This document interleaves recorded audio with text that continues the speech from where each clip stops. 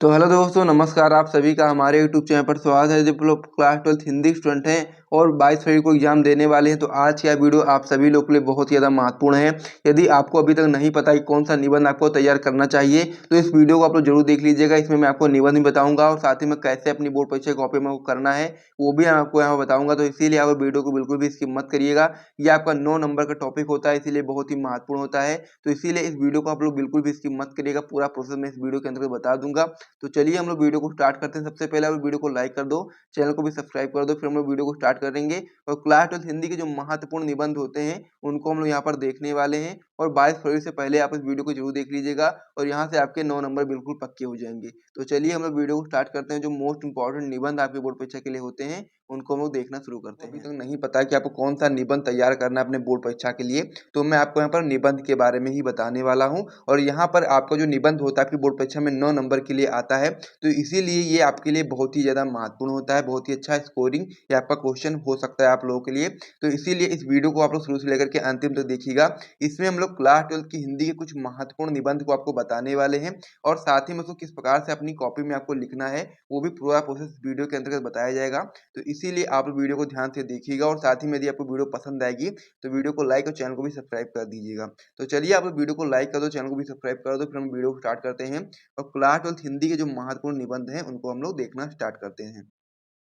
तो चलिए हम लोग वीडियो को स्टार्ट करते हैं। क्लास 12 हिंदी के जो महत्वपूर्ण निबंध होते हैं उनको हम लोग आइए देखते हैं। सिर्फ आपको इन्हीं निबंधों को तैयार करना है और आपके यहाँ से 9 नंबर बिल्कुल पक्के हो जाएंगे। तो यहाँ पर आपको जो पहला निबंध हो जाता है आपका हो जाता है पर्यावरण प्रदूषण समस्या और समाधान। ये आपका जो निबंध होता है बहुत ही ज़्यादा महत्वपूर्ण है, तो इसको आपको सबसे पहले तैयार कर लेना है। पर्यावरण प्रदूषण समस्या और समाधान, इसको किस प्रकार से लिखना है उसको हम लोग अगले पेज पे समझेंगे, लेकिन सबसे पहले हम लोग यहाँ पर देख लेते हैं कि कौन कौन से निबंध आपको तैयार करने चाहिए अपने बोर्ड परीक्षा 2024 से पहले।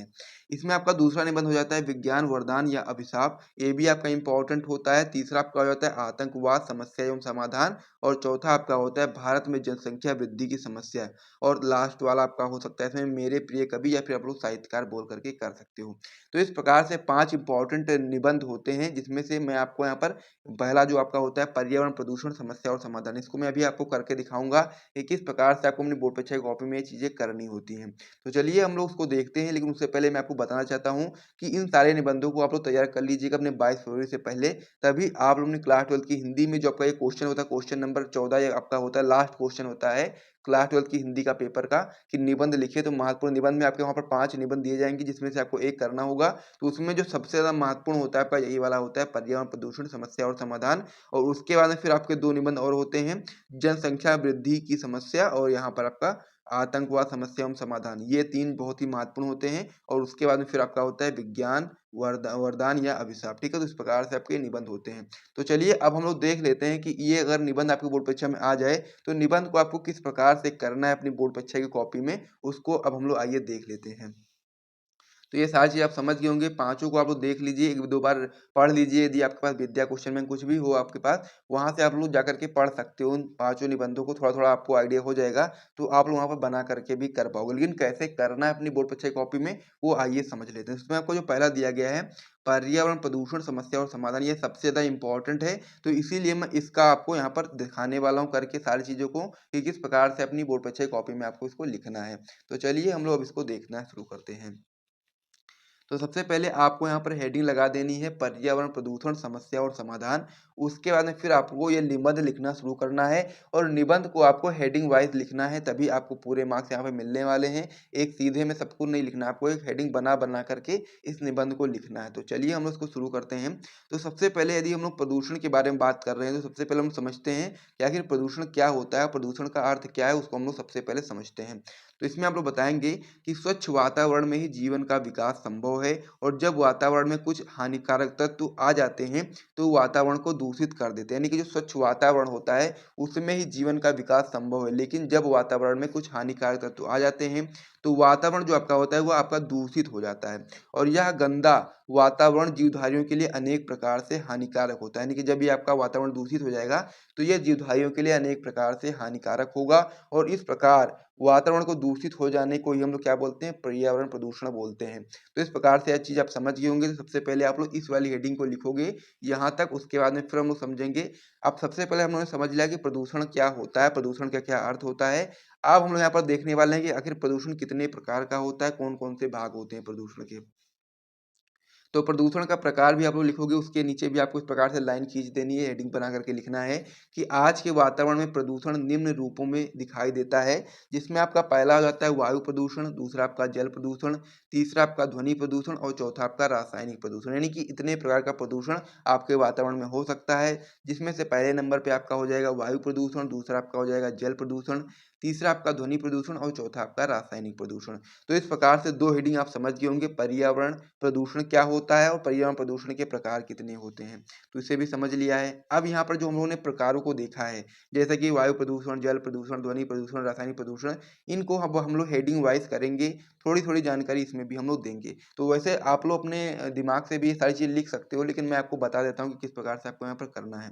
तो यहाँ बता सकते हैं कि वायु प्रदूषण जो आपका होता है वो आपका तब होता है जब गैसें, धूल, गंदगी, कालिख, वायरस आदि हवा में दूषित करते हैं। यानी कि जब अनेक प्रकार की धूल, गंदगी और साथ ही में कह सकते हैं कालिख, वायरस आदि जब हवा में जाकर के मिल जाते हैं, धुआँ वगैरह, तो उससे क्या होता है कि वायु जो होती है, हवा जो होती है वो दूषित हो जाती है और जिससे यह अशुद्ध और अस्वास्थ्यकर और विषाक्त हो जाता है। यानी कि जब क्या होगा कि जब वायु में अनेक प्रकार की विषैली गैसें और साथ ही में धुआँ वगैरह हो गया, गंदगी, धूल हो गई, तो ये चीज़ें जब जाकर के वायु में मिल जाती हैं, तो वो वायु जो होती है वो अशुद्ध हो जाती है और हमारे लिए बहुत ही ज़्यादा हानिकारक होती है, यानी कि अस्वास्थ्यकर होती है और विषाक्त हो जाती है।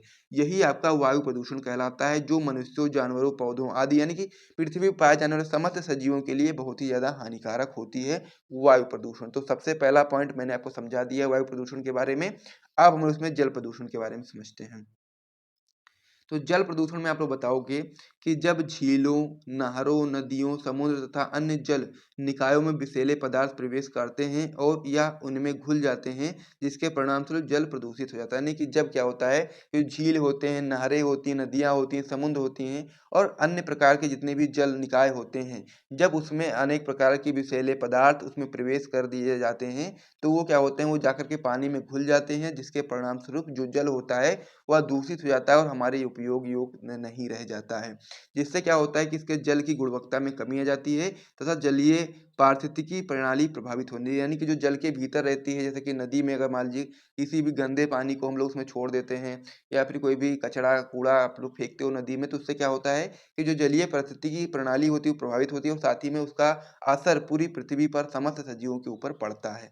तो इस प्रकार से मैंने आपको यहाँ पर प्रदूषण के प्रकार में 2 प्रदूषणों के प्रकार बता दिए हैं। तीसरा आपका इसमें होता है ध्वनि प्रदूषण। तो ध्वनि प्रदूषण क्या होता है ये हमको उसको भी समझ लेते हैं।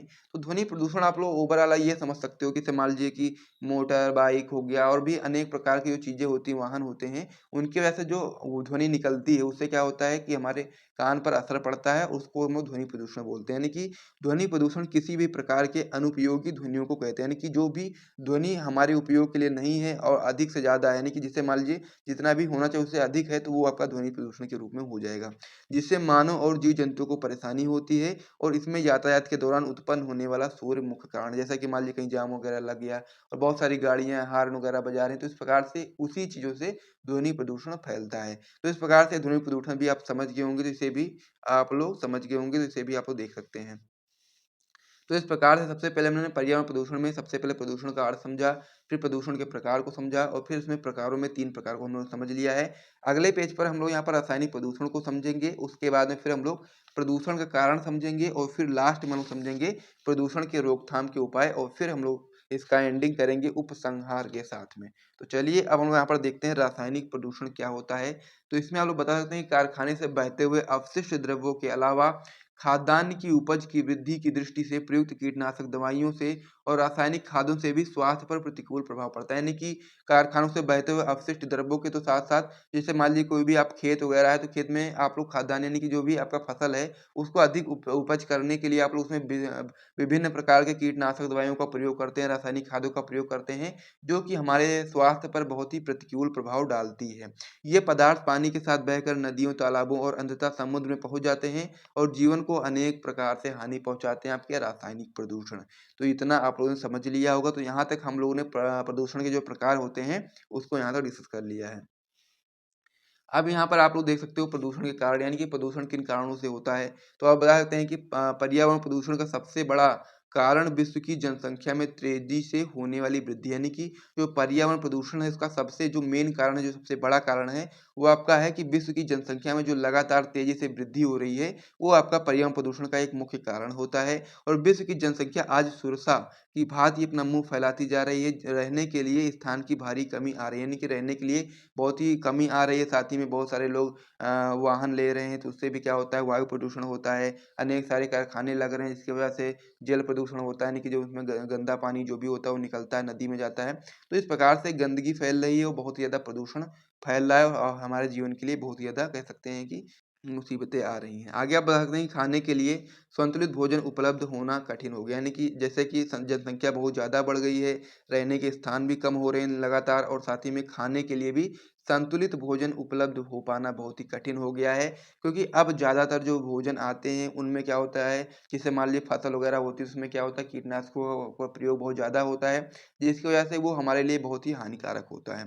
पर्यावरण प्रदूषण का दूसरा बड़ा कारण है विज्ञान। जहाँ पर आप लोग बात करोगे मानव जाति के लिए विज्ञान जो है वो आपका वरदान स्वरूप सिद्ध हुआ है। यानी कि जैसा कि मान लीजिए विज्ञान जो है उन्होंने मानव जाति के लिए बहुत सारी चीज़ों को सरल कर दिया है, लेकिन वहीं उनसे मानव का भयंकर अहित भी हुआ है। जैसा कि मान लीजिए बहुत सारे विज्ञान की सहायता से आप लोग बहुत सारी चीज़ें करते हो, जैसे कि मान लीजिए आप लोग वाहन वगैरह चलाते हो तो उसमें भी क्या होता है, धुआँ निकलता है, तो वो भी हमारे वायु प्रदूषण को प्रदूषित करता है। तो इसी प्रकार से अनेकों चीज़ें हैं जो विज्ञान द्वारा की गई हैं, जो कि हमारे लिए अच्छी भी हैं और बुरी भी हैं, तो इसे आपको समझ के रखना है। तो अब हम लोग यहाँ पर समझने वाले हैं पर्यावरण प्रदूषण की रोकथाम के उपाय कौन-कौन से हम लोग उपाय अपना सकते हैं। तो आप बता सकते हैं कि पर्यावरण को दूषित करने वाली परिस्थितियाँ आज मानव के समक्ष चुनौती बनकर खड़ी हैं। यानी कि पर्यावरण को प्रदूषित करने वाली जो परिस्थितियाँ हैं, वो आज मानव के सामने चुनौती बनकर खड़ी हैं और वातावरण को दूषित करने में हम सभी ज़िम्मेदार हैं। हमारे प्राचीन ऋषि-मुनियों ने इस समस्या को गंभीरता से समझा था, इसीलिए उन्होंने यज्ञ की सृष्टि की थी। क्योंकि जब यज्ञ होता है तो उसमें क्या होता है, घी, तिल आदि के कारण जो होता है वातावरण शुद्ध रहता है, उसमें इतनी सारी चीज़ें प्रयुक्त होती हैं, तो उससे क्या होता है, वातावरण हमारा शुद्ध रहता है। अतः इस समस्या पर नियंत्रण के लिए सबसे प्रथम उपाय तो यह है कि बढ़ती हुई जनसंख्या पर सबसे पहले नियंत्रण लगाया जाए। जिससे क्या होगा, जब जनसंख्या नियंत्रित रहेगी तो फिर हम लोग को कह सकते हैं कि रहने का भी पर्याप्त स्थान मिलेगा और साथ ही में हम लोगों को संतुलित भोजन भी प्राप्त हो पाएगा। क्योंकि जैसे जनसंख्या बढ़ती जा रही है, तो ज़्यादातर घर की आवश्यकता होती है, तो जो खेत वगैरह होते हैं, वहाँ पर भी घर बनते जा रहे हैं, जिसकी वजह से जो फसल होती है उसमें बहुत सारे कीटनाशकों का प्रयोग होने लगा है, बहुत सारे रासायनिक खादों का प्रयोग होने लगा है, जिसकी वजह से वो अधिक से अधिक उपज दें और जिसकी वजह से बहुत सारी बीमारियाँ फैल रही हैं। तो ये चीज़ आप पहले समझ गए। फिर आप लोग बता सकते हैं कि नदियों के पानी को प्रदूषण से बचाने के लिए हमें उस जल में मृत जीवों अथवा शवों को प्रवाहित नहीं करना चाहिए। यानी कि नदियों के पानी को प्रदूषण से बचाना चाहते हैं तो हम लोगों को क्या करना चाहिए? हम लोगों को मृत जीवों को तथा शवों को प्रवाहित नहीं करना चाहिए नदियों में। आगे आप इसमें बता सकते हैं कि धुआँ रोकने के लिए यह सुगम उपाय है कि कारखाने ऐसे स्थानों पर लगाए जाएँ जहाँ पर जनसंख्या अधिक ना हो। यानी कि जहाँ पर कारखाने लगाए जाएँ वहाँ पर जनसंख्या अधिक ना हो, तो ये भी आपका एक उपाय हो सकता है। तो पर्यावरण प्रदूषण की रोकथाम के उपाय भी आप लोगों ने समझ लिया है, तो इसे भी आप लोग देख सकते हैं। फिर हम लोग लास्ट में हम लोग इसमें और एक आपका टॉपिक बचा हुआ है, वो आपको समझ लेते हैं इसमें। अब इसमें आपका हो जाता है उपसंहार। तो उपसंहार में आप लोग बताएँगे कि उपयुक्त उपायों से हम लोग वातावरण को शुद्ध बनाए रख सकते हैं। जैसा कि मान लीजिए पर्यावरण प्रदूषण की समस्या सारे विश्व में है, अतः इस समस्या को सामूहिक रूप से सुलझाने का प्रयत्न करना चाहिए और पर्यावरण प्रदूषण के महँगे कार्यक्रमों पर चलना हमारे लिए सरल नहीं है। यदि इन कार्यक्रमों को के उत्पादन पक्ष का समावेश कर लें, तो फिर हमारे लिए वह भी सुगम हो जाएगा। तो इस प्रकार से आपका जो पूरा निबंध था कि पर्यावरण प्रदूषण क्या होता है, समस्या और समाधान मैंने आपको पूरा समझा दिया है। तो यहाँ से यदि आपको वीडियो पसंद आए तो वीडियो को लाइक कर दीजिए और साथ ही में क्लास 12th की हिंदी का एक मोस्ट इम्पोर्टेंट जो टॉपिक था, ये भी समाप्त हो गया है। तो चलिए वीडियो को समाप्त करते हैं, मिलते हैं नेक्स्ट वीडियो में, तब तक के लिए जय हिंद।